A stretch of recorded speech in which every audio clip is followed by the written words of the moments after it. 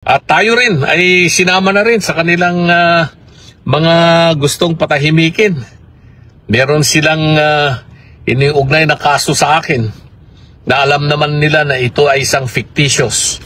Wala naman yung mga complainant na yan, gawa-gawa lang multo yung mga nagre-reklamo ni hindi nga mahagilap yung mga taong yun at pinapahanap ko na yung mga yan nung nakaraang 2 taon na, ay biglang sumulpot na binuhay nila ang isang kaso na alam naman po nilang walang katotohanan at wala rin yung mga totoong nagsasabing mga biktima kasi nga fictitious yun, mga multo, gawa-gawa lamang ng politika. At ngayon ay sinama na rin po tayo at meron pa silang mga hiniisip na isasampa sa atin.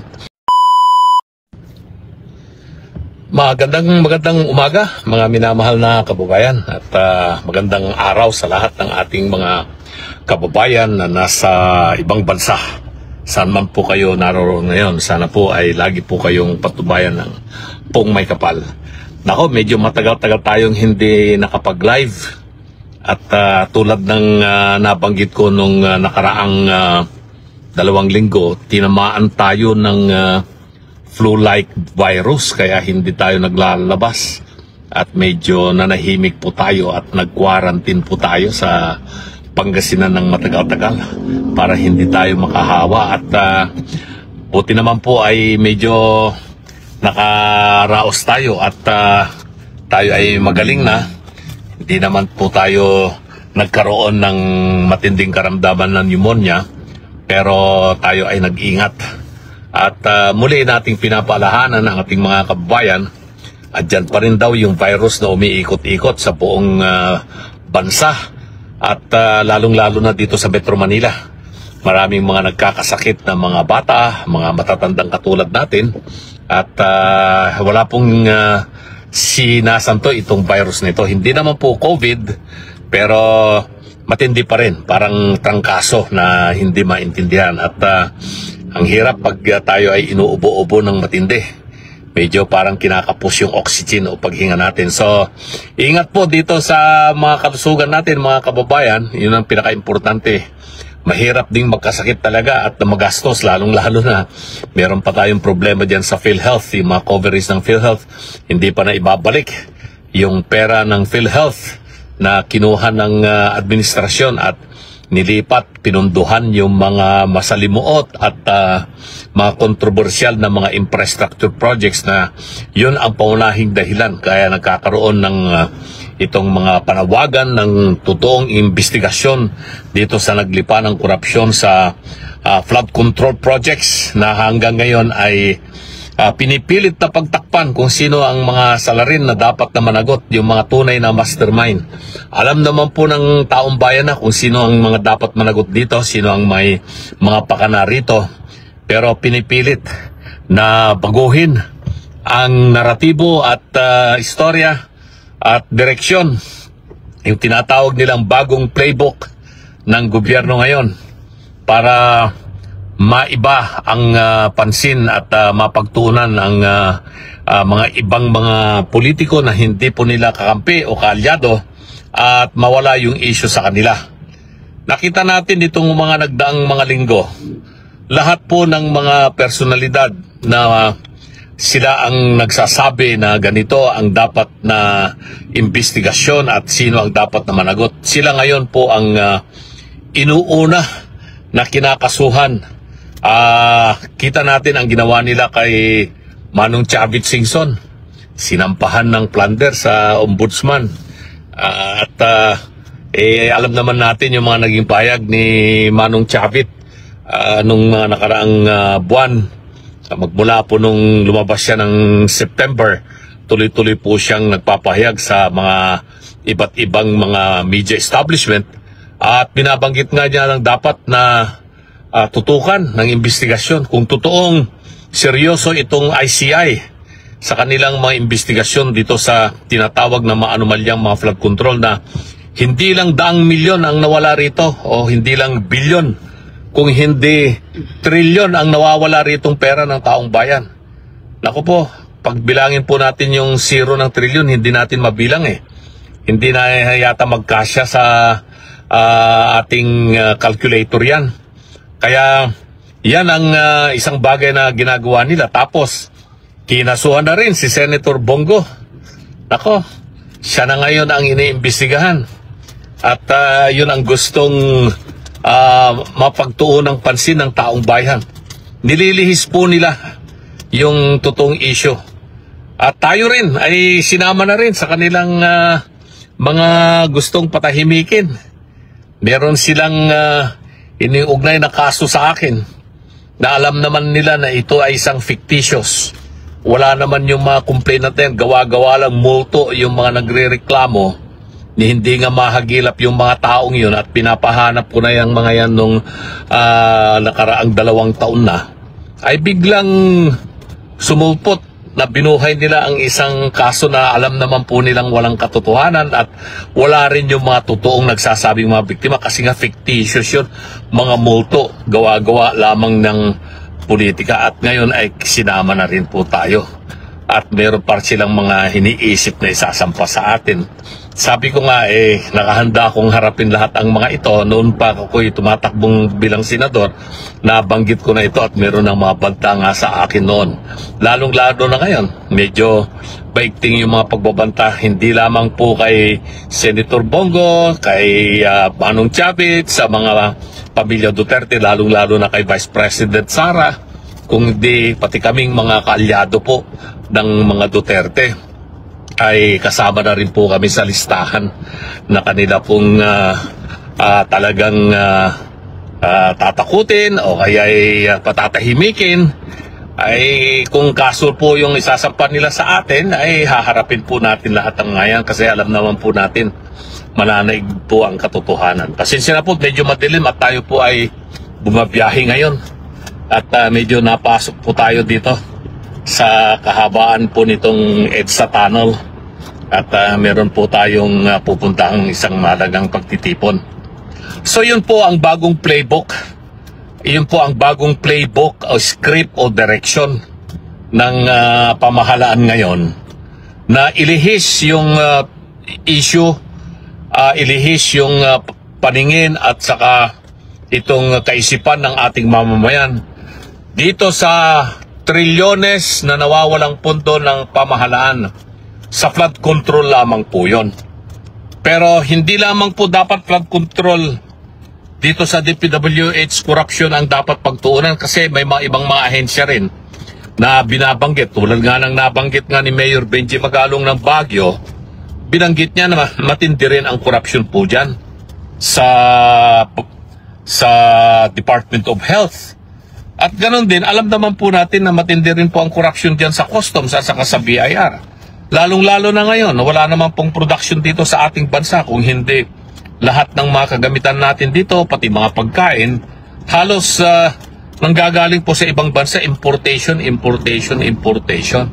Ang dami pong dumarating na mga imported na mga produkto dito sa ating bansa na nanggagaling sa iba't ibang mga bansa. Galing sa China, Japan, Korea, Amerika, Europa, at dito sa Southeast Asia.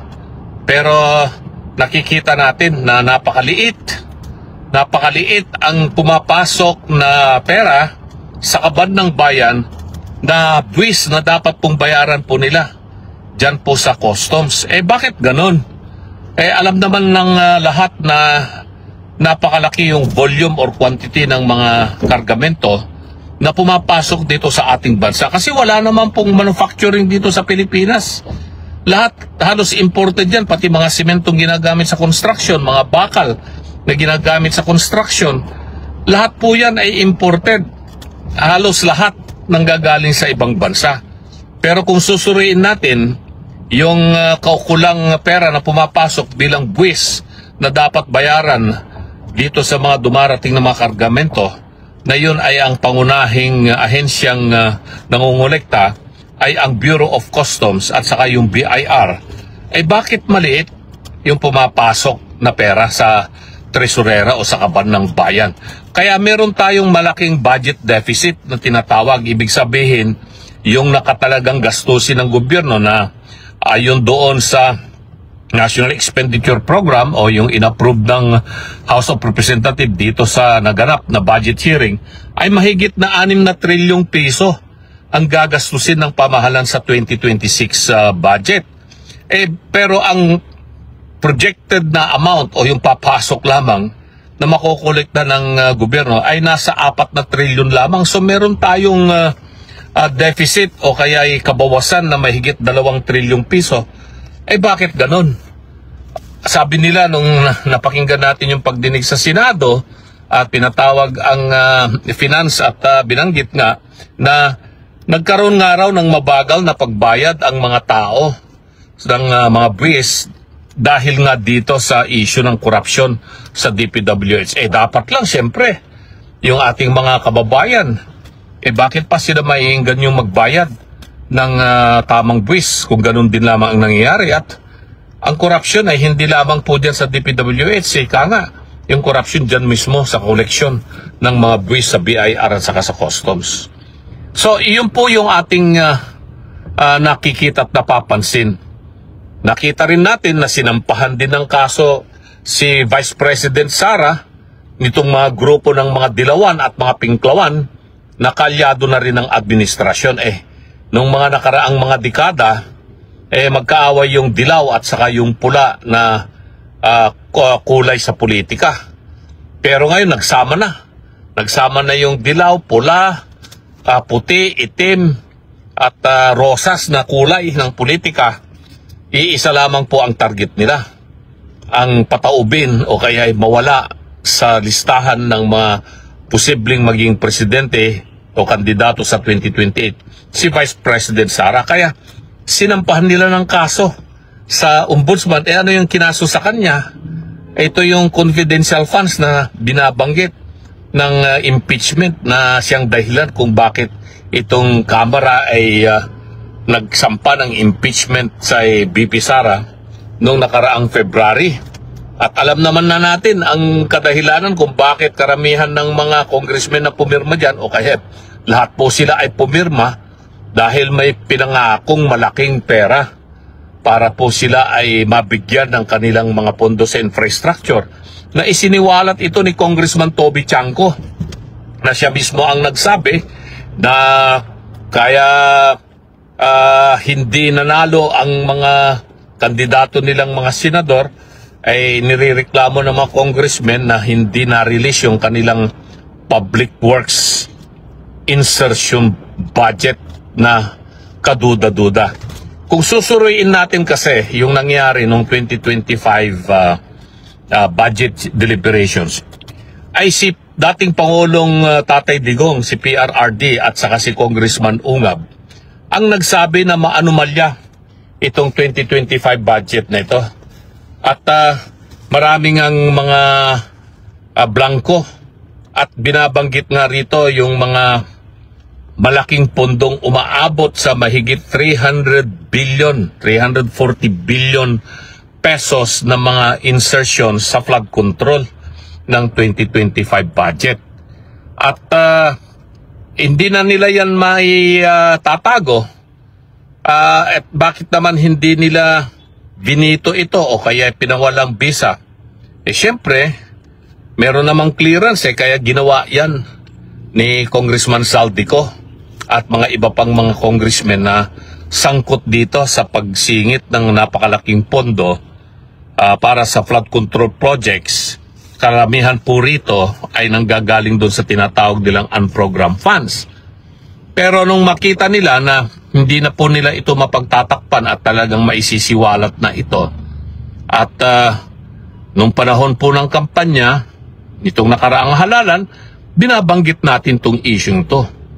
At nung maramdaman po nila na wala ng pag-asa na manalo ang karamihan nilang mga kandidatong mga senador, nakita nila na kailangan ng unahan nila yung pagsisiwalat sa issue na ito. Kaya po binunyag mismo ng administrasyon na mahiya naman kayo dito sa malawakang korupsyon sa flood control projects. Pero kung babalikan natin, bakit nila pinirmahan? Bakit na-aproban yan? Itong mga insertions na ito. Pagkatapos ng pagdinig ng Kongreso at Senado, nagkaroon ng Bicameral Conference Committee At yung Bicameral Conference Committee, doon naganap yung mga pagkakasundo ng mga senador at mga congressmen. Pagkatapos niyan ay nagkaroon pa ng mga singitan at mga blanco na mga projects. At ito ay siyempre ginawa po ito ng mga matataas na opisyal ng pamahalaan. Alam na natin kung sino itong mga ito. At ang pinakahuli, bago po ito maitalaga sa General Appropriations Act, dumaan po yan sa Department of Budget and Management. Imposibleng hindi alam ng Secretary of Budget and Management itong mga isiningit na malalaking mga pundong daan-daang bilyon ang halaga para sa mga infrastrukturang kaduda-duda o kaya mga anomalya. Hindi yan lulusot sa DBM. Makikita at makikita yan. At siyempre, nung nakalusot na doon sa DBM, imposibleng hindi rin alam po ng Pangulo yan. Siyempre, yung Secretary of DBM, sasabihin ito yung mga nabago na mga item doon sa budget na unang isinubmiti yung National Expenditure Program. Ito na ngayon ang kinalabasan nitong Bicameral Conference Committee report, itong tinatawag na enrolled bill. Enrolled bill yan kasi may pirma na yung Speaker at saka Secretary General ng Kamara at saka yung Senate President at Secretary of the Senate ng Senado. Kaya yun ang pinadala ngayon sa Malacanang para pirmahan at maging batas. At bago nga pirmahan yan, susuriin yan ng Department of Budget and Management. Actually, sa nakita po nating practice, matagal din po tayo dyan na nagtrabaho sa Kongreso at sa Senado. Bago pa man lang maging enrolled bill yan, bago pirmahan ng Speaker yan at ng Senate President, nakikipag-ugnayan sila sa kaukulang ahensya ng gobyerno, ng Executive Department. At dahil ang usapin dito ay tungkol sa budget, nakikipag-ugnayan sila. Merong tinatawag nilang blow-by-blow account yan, na ito yung mga ilalagay na bago. At may clearance yan ng DBM bago nila iprinta at pirmahan ng Speaker at Senate President para maging enrolled bill. Kaya pagdating sa Malacanang yan, susuriin uli ng DBM yan bago sabihin sa Pangulo na ito na yung final. At pipirmahan yan ng Presidente.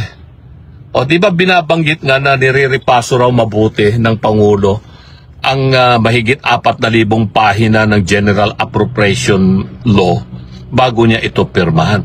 Kaya imposibleng hindi po nila alam ito, na hindi po alam ng Pangulo itong mga maanumalyang mga pondo ng 2025 budget. Ang binabanggit ko lamang po dito, 2025 budget. E paano yung 2024 budget, yung 2023 budget? For the past 3 years, trilyon ang nawala na pera ng bayan sa flood control projects. At ito ngayon ang kanilang pinipilit na pagtakpan. Na ilabas na ilantad na, pero ngayon gusto po nilang pagtakpan ang tunay na issue. Iyon po yung bagong playbook. Ito yung bagong script. Ito yung bagong direksyon. Kumbaga sa pelikula. Ito yung bagong pelikula na gusto nilang panoorin ng taong bayan at paniwalaan ng taong bayan. At ang mga inuuna at nililihis nila ang atensyon ng mga mamamayang Pilipino. Ayan, sinampahan ng kaso si Senator Bongo, sinampahan ng kaso si Vice President Sara, sinampahan ng kaso si Manong Chavit, sinampahan nila tayo ng kaso at mga iba pang mga personalidad, pati si Congressman Kiko Barsaga, sinampahan na rin po nila. At tinatakot din itong mga iba't ibang mga grupo, pati mga retiradong mga opisyal ng armed forces at mga pulis, mga retired generals at iba pang mga opisyal ng Philippine National Police at saka itong Armed Forces of the Philippines, na kung hindi raw po sila titigil sa kanilang pagtuligsa ay mawawalan daw po ang kanilang mga pensyon tinatanggap. Naku, lahat na po ng uri ng panggigipit ay gagawin para mailihis ang issue at hindi malaman ng taong bayan kung sino ang mga dapat na managot dito sa usapin ng korupsyon. Yan po mga kababayan, at ako po, isa rin na rin po ako sa kanilang tinatarget nakahanda rin po ako at ang masakit po sa aking pamilya itong kanilang ginagawa sa akin, pero sabi ko nga paghandaan po ninyo ito kasi wala tayong magagawa. Kung hindi tayo lalaban, ay ano nang mangyayari sa atin kung hindi po tayo haharap at mananawagan sa taong bayan ng tunay na pagbabago at para maging maayos ang ating pamahalaan, ay paano na mangyayari sa bansa natin. At diyan pa po yung mga ibang mga nakikita natin, hindi mabanggit. Pag tinignan po natin ang mga investigasyon ngayong nangyayari, hindi na nga transparent at hindi na sinasapubliko yung nangyayaring investigasyon daw ng itong tinatawag nilang independent, tawag nila rito, Independent Commission on Infrastructure. Paano magiging independent yan? Sabi nga natin, walang sariling pondo yan Aasa sa Malacanang pa rin kukuha ng pondo itong ICI para sila makapag-operate. Pag hindi sila nireleasan ng pondo ng Office of the President, wala po silang magagamit. Sabi nga nila, he who controls the gold has the final word.